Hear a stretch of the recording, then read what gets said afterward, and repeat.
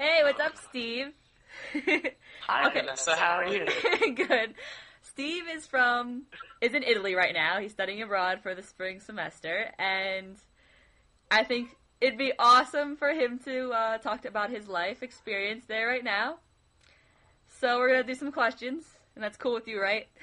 That's totally okay. I'm an open book. Okay, good.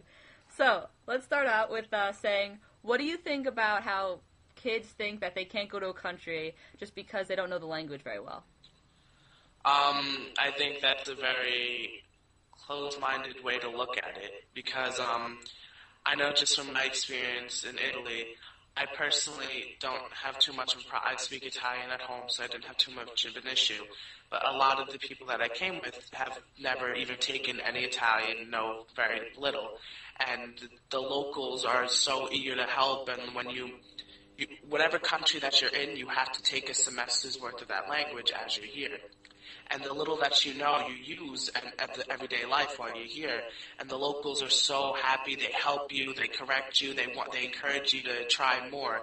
So it's very close-minded to think that you can go to a country just because you don't speak the language. That's how you learn best. Hmm. I definitely agree with that. What do you think about people like when they think that when they go there, they're just gonna be going alone and they're not gonna know anybody? I mean, Usually what study abroad programs will do is they'll have you meet with people that you're living with a good one or two times before you go.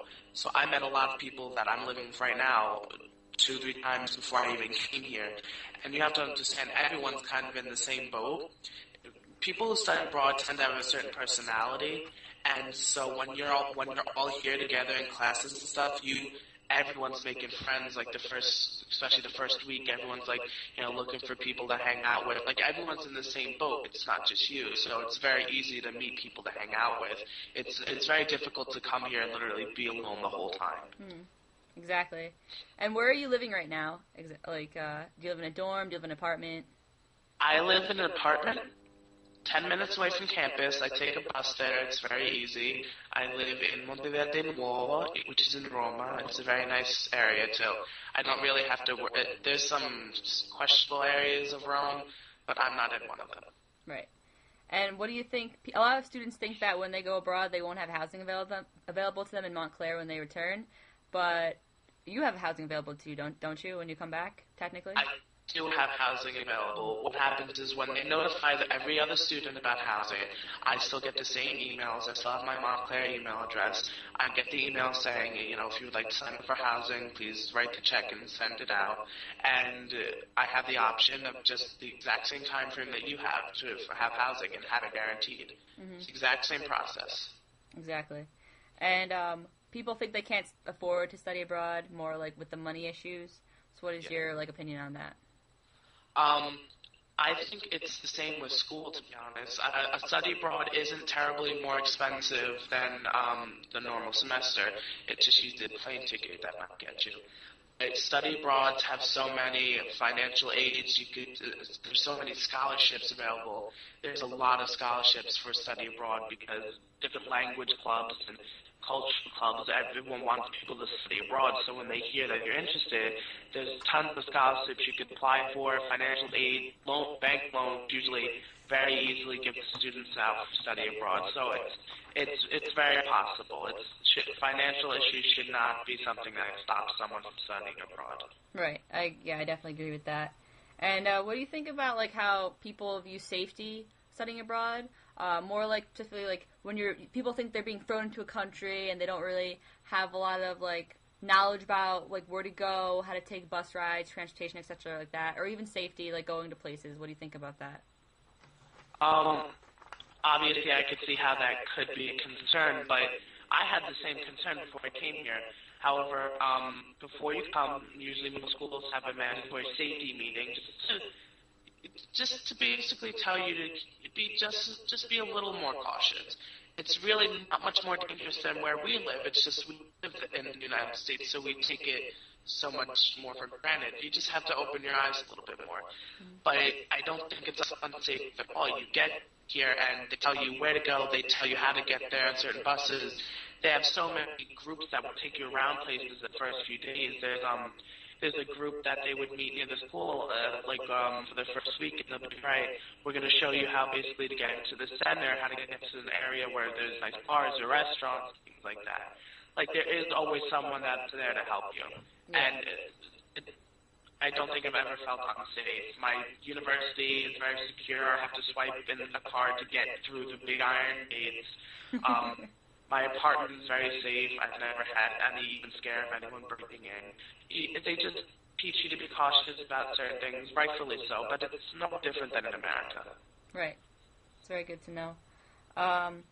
People think that their major isn't offered, or like basically more like their coursework. I have several occasions where people have said that they are maybe an education major or whatever, and the course they take for that particular semester wasn't available. But what do you think about that? Like, I know you're an Italian major right now, and you're in Italy, but what do you think about their coursework? I found every course that I'm taking right now is transferring credit-wise. The schools that you're studying are actual universities, just in a different country. So, for example, people are resident students at the university you're in. There's resident and study abroad students. So they offer almost the exact same amount of courses with the same variety as a normal university at home would be. Because they are a normal university, they just tend to host more study abroad kids. So you could go be a resident student in that university. For example, I'm in the American University of Rome. So there are people with so many that are residents with so many different majors, so they have to have all those different courses to acquire them, which we are able to access as well. So study abroad is also great for any gen eds you have to get out of the way, because there's such a eclectic mix of courses to pick from. And also with your major, it's very rare that you're like, oh, I can't take this course because it's not going towards anything. Exactly, I agree. So I guess you'd agree with the fact that you can graduate on time, go and study abroad. Definitely. Yeah. So. I mean, I know I'm going to graduate on time. I'm taking 15 credits just like I would at home. All my credits count towards something. They are all transferring, so I don't have a problem with it. Right. So I guess the big question, also that I'm going to leave with it, is that most people think that, I guess their biggest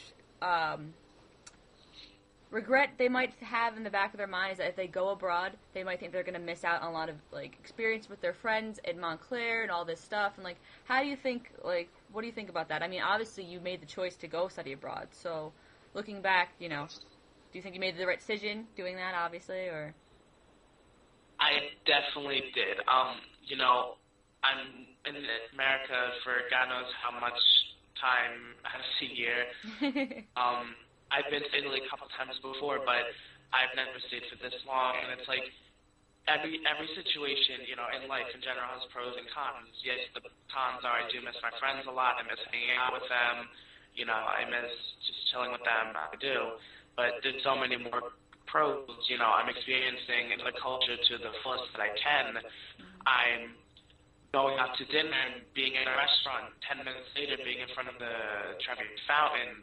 I'm going around the clubs that are right next to the Colosseo or the Pantheon, and I'm just experiencing so much things that you can't experience at home, and it's only temporary, Like you have to be like carpe diem. You have to seize the day. You have to just go for it. And so many we have phones here. I could call back the United States. I Skype with my friends a lot. I still see them. There's so many. I saw Facebook. I mean, that in itself. There's so many ways I still keep in touch with all my friends, and at the same time, I keep the rapport with my friends at home, and at the same time, I'm experiencing this whole culture, and it's just amazing. Exactly. Yeah, I definitely agree with that, and I feel like we have between me and you, we've successfully defeated the Mythbusters of going abroad. I really appreciate your answers and your helpfulness, and I hope that this actually helps other students realize that they can go abroad and that it is a good time, and that hopefully they'll try it out and decide to do that. Definitely, it's a life-changing experience. If you're even debating it, you even have the thought of it, and you have to just go for it. It's really gonna change a lot in a good way. Mm-hmm. Well, there you have it, guys, and I hope you guys enjoyed Stefano's Q&A. So there you go. And yeah, we'll see you soon when you come back to the States. Ci vediamo più presto. Ciao ciao.